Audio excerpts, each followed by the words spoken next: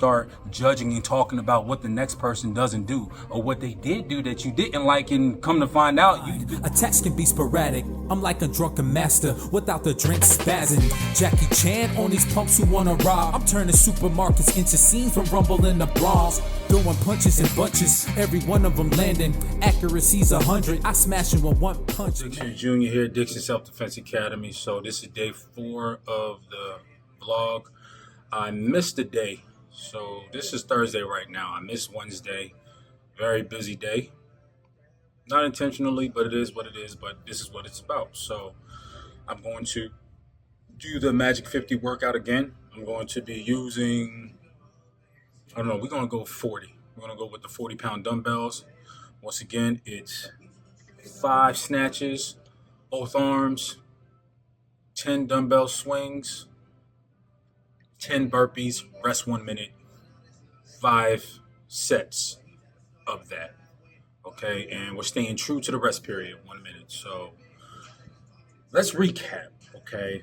Even though Wednesday was a busy day, I think one of the goals that I'm trying to develop here is a system of keeping track of what I'm doing for my day to day. So if I can look back on the day before and say that, and see that I was productive, see that I got some things done, which I did. I mean, I've been working on getting to bed a lot earlier because I hate feeling like crap when I wake up in the morning and trying to push through that to work out.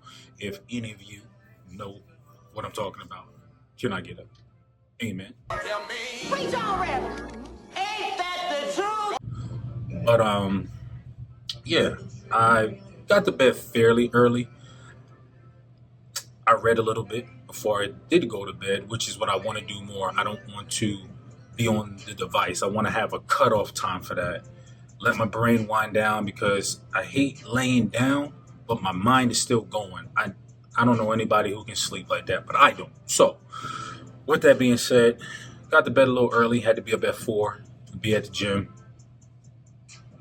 cover some classes. Now I'm about to get into the workout for myself, and I'll let y'all see what that looks like. And then if I got any thoughts that I want to elaborate or bang on, I'll make sure I'll let y'all know. So here we go. Let's get into it. All right, so we got the 40 pounds.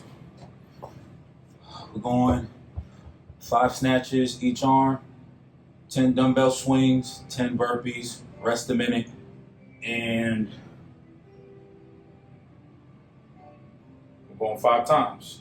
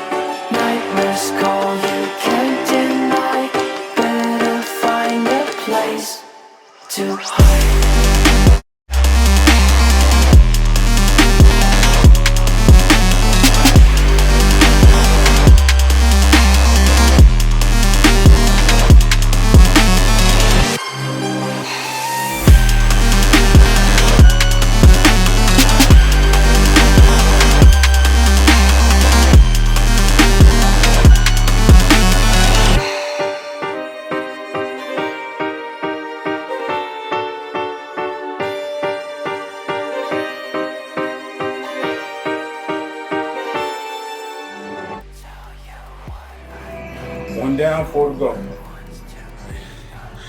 I'm on my last set. As you can tell, the perspiration, the sweat on my face. One more set left. Then we done.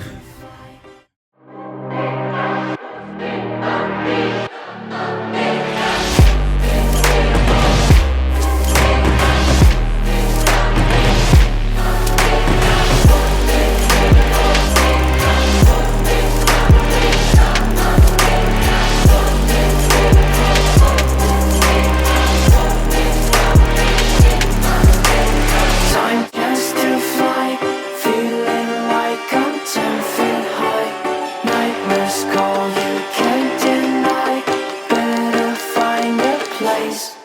too hard.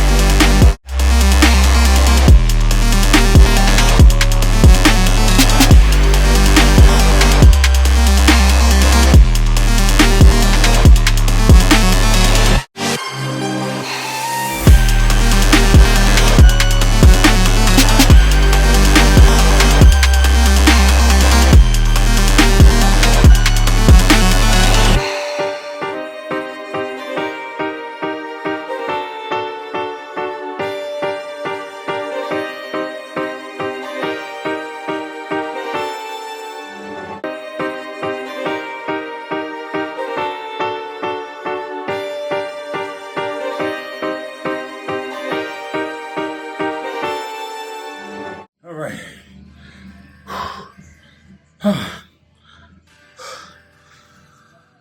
All right. Made it through the workout. You don't believe me? My face is evidence enough to prove it. So we got it done. And I'm gonna keep expounding on this thought, man. From Jim Rohn, I was listening to the other day. He said, "Don't wish that you had less problems. Wish that you had more skill." He said, "Don't wish for things to become easier. Wish that you were better." And as I got finished teaching, as I got finished covering the 6 o'clock class for the Power Hour, make sure you come and check that out if you're in the Havre de Grace area. Fitness Center of Havre de Grace. Our 5 a.m. to 6 a.m. classes. Hey, it's something to get into, especially if you find yourself not having time throughout the day to get in a workout, but you have good intentions. You might as well come in the morning, get it out the way, and be on your merry way. But anyway, yeah, I didn't work out yesterday, but I figured, all right, well, after I finish the classes, I'll come and knock my workout out. And this probably took me, I don't know, 10 minutes, 7 to 10 minutes, if that. If I stuck true, pushed through the workout, stuck true to the rest times, not on the phone, not lollygagging in between. And I got a good workout. So again, it's me. So the theme for our workout for today, for the Power Hour, was you versus you. Shout out to Kim. It was you versus you. It was a 15-minute AMRAP, as many reps as possible, all out. And so, how can I push people to be their best if I don't first push myself to do my best? How can I push people to be their best if I don't first push myself to do my best? And that was actually my devotion for today. It was doing things in the spirit of excellence, everything that you do. And what I liked about some of the key points that stuck out to me was, it's okay if you pray for someone to give them advice, point them in a direction to some good motivational speakers and teachers to go and listen to and glean off of. But it doesn't mean much if my service to others isn't done with excellence. Now, if you're asking, what do I mean by that? When you're asked to do something, do you do the bare minimum, or do you go above and beyond to do great work? Pretty much. It could be anything from cleaning your room to writing a letter or an email. I mean, are you making sure your letter sounds like you're addressing someone with some kind of professionalism rather than a text message between you and a friend, just chopping it up, you know what I mean? And again, it's pay attention to the context, okay? Talking about, applying for a job interview, or replying back to an interview you just had, or corresponding with whatever, whatever it is you do, okay? Anything that you do, what is your attitude when you do it? How do you do it? Do you do it crossing every I, crossing every T, dotting every I, or do you just do just enough just to say you did it to get by? That's what I'm talking about. When I teach, for example, do I just, come in and put something together, or I just kind of like I'm distracted with other things, or am I giving my 110% attention to the people that I'm training? You know, am I paying attention to little nuances and things that I see with their technique, with their form? You know, if my goal is to serve them at the highest level, that means I don't want them to get hurt. That means I want them to develop and be strong in all the right ways. So if I see them doing something that's not ideal, then my job is to go in and make adjustments, to advise them on what they can do to be better at what it is that they're doing and to keep being better. I mean, not everyone doesn't know everything. Just know the most that you can about the thing that you do. So, like I said, what I thought was cool about that is, you know, going back to the Jim Rohn quote, don't wish for less problems, wish to become better. And so I have a lot of days, more than I care to admit to, that I wake up in the mornings and I'm like, what am I going to do with this day? And then I might write some things down, and then I end up letting a bunch of other little side journeys get me off track. So I try to start off the mornings with meditating on what are the most important things that I need to do, and then doing those things without any interruptions. You understand? And maybe I'm talking about me, maybe I'm just speaking for myself, but it seems like when it's crunch time, or when you do have the time to do what matters, it seems like the whole world needs you to do things for them. It appears like, all right, this person needs this and this person needs that. And you know what I found out? Come a little closer, I'll tell you a secret. You know what I found out? 9 times out of 10, if you can't do the thing that the person is asking you for, they're going to find somebody else or find a way to get it done. So, if you're going on a guilt trip, don't feel bad. Don't feel bad. Why have they considered you? Probably because you're the most reliable, you are dependable, and as quiet as it's kept, if folks know you don't have a job or you don't do something a certain day or time of the day, you are going to be the first person that pop up in their mind to get something done for them. All right, secondly, what we have to do is exercise this thing called discernment. Okay, this thing that I'm going to do for you, that's going to take away time from me. Now, we're not talking about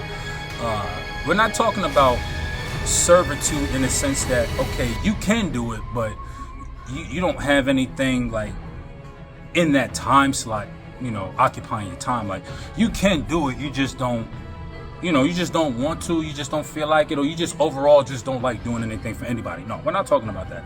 We're talking about how you might have the most important times is when you do the most important things. And it appears that those are when you get those calls and those reach outs. Can you do this thing? And you might feel bad not doing it. You might feel bad saying no, but understand that that time is something you can't get back. Then you have to ascertain, all right, this thing that this person needs to get done, is it a want being masked as a need? Is it something that they neglected to do and now they are inconveniencing you to get it done? These are the things you got to be able to, ascertain. You got to be able to discern, all right, what's going on with the situation? And then even with yourself, it's like, okay, is this time blotted out for this thing that I have to do that's priority? Because as quiet as it's kept, I don't think I've probably scheduled out days for myself and what I wanted to do ever. And I'm just starting to do that.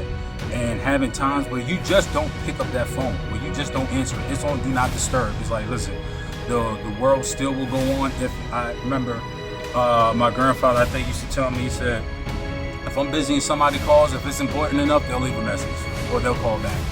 But I simply say this, I'm simply saying this. If you're always being interrupted and you don't ever take the time out to invest in yourself and get the things done that need to get done, how do you become better? Because then you end up being over in this column where you wish things to be easier instead of being over in this column and wishing that you were better. So better at what? Better at saying no, better at allocating time and blocking off that time and saying, I don't care what's going on, unless Jesus come back and crack the sky, I'm not answering the phone, I'm not doing anything, I'm not breaking this habit or stopping this thing unless it's a dire emergency. Getting better at being economical, getting better at being efficient, getting better at a plethora of things. Instead of, I wish it was easy. I wish it was easy. I wish it was easy. Well, guess what? When you do easy in the gym, you don't get stronger. You understand? When you do easy in anything, there's no resistance. So how do you get stronger? How do you get better? How do you know what you're capable of if you don't ever get pushed or challenged? So don't wish to become easier, wish to become better. Don't wish for less problems, wish that you learn more skills. And so with that being said, again, that's why I'm here doing this, because what do I look like, an overweight trainer trying to tell somebody else to get fit? Eat right, get sleep. Doesn't line up, doesn't make sense. Doesn't make sense. So be the change that you want to see. Don't just be a teller, a sayer, be a doer, so that when people see you, there's a certain authority, there's a certain conviction you carry when you're pushing people to do things that you yourself do. Because I wholeheartedly believe in not trying to get somebody to do something that I wouldn't do myself. Now, granted, again, there may be things that they are capable of doing that I have no skill or gift for. Now, in that arena, I can just encourage them and push them and hold them accountable to make sure they do the thing. But otherwise, if it's something that I've done when it comes to character, principles, morals, integrity, hey, make sure you model that behavior before you start judging and talking about what the next person doesn't do or what they did do that you didn't like, and come to find out you've been doing this thing all week.